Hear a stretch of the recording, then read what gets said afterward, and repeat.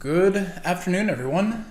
This is Henry, and as we get into the free video tonight, I wanted to spend a little bit more time focusing on options strategy. In this particular video, we've got a lot of the mega cap earnings that are due out this week, so rather than focusing on the indices, maybe looking for some premium selling opportunities, and Microsoft for tomorrow, I believe could be a good one. So the way that I want to begin the conversation is first by looking to an area that I think will be support around 235.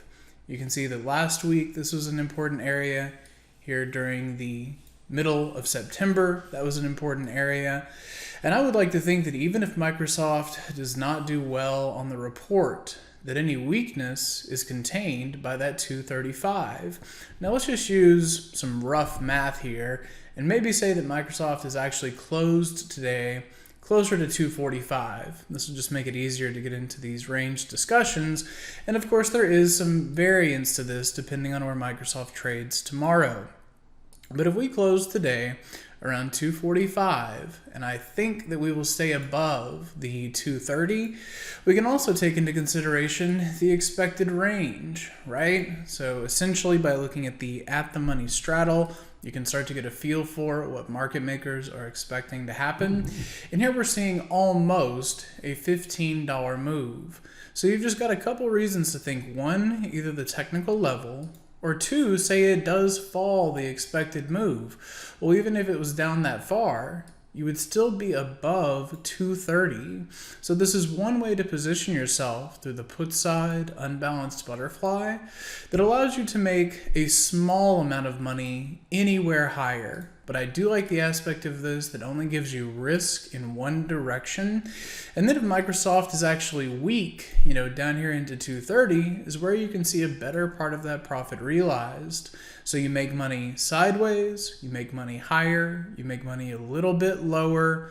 And of course, anytime you have so many variables that look favorable, what's the catch? Well, the catch would be that if Microsoft is down here below 225 after earnings, well, then you do have almost $500 of risk in every one lot of these spreads, but they will have a very high probability of success. And I believe this is a good technical spot to have this conversation.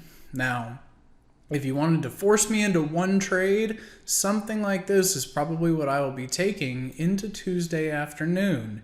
If you wanted to go a little bit further and say, maybe you like the idea, but you'd prefer to take the contrarian approach. Well, if you wanted to do that, I wouldn't just sell this butterfly. I would open the same strategy, but just using an out-of-the-money call. So you're doing the same thing here. Again, assuming the close at 245, $15 expected move. Let's just call that 260.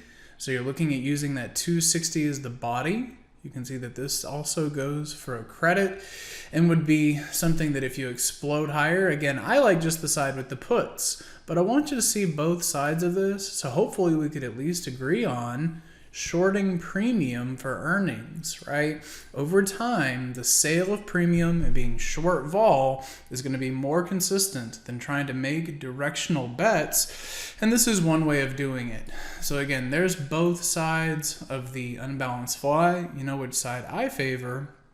And if you look at both of them together, this is where I wanted to kind of bring it full circle to have those of you that are accustomed to the iron condor to potentially consider this strategy, right? Because if you're just doing the iron condor, you've got a situation where in the middle, yeah, it's easy and you'll make good money there in the middle.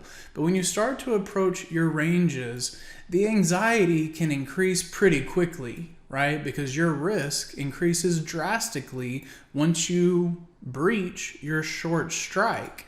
Well, when you take that and kind of think of it in this other way, do you see how this uses the same short strikes? But now instead of having that increase of anxiety at the range extremes, this is actually where you will maximize your profit.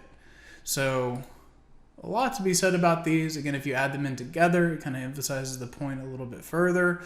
But I hope that's a helpful option-based discussion around a high vol event. Again, something like this is what I would like to try to take into Tuesday afternoon, provided it still goes for a credit and then a couple of other ways to consider it depending on what you would like to accomplish.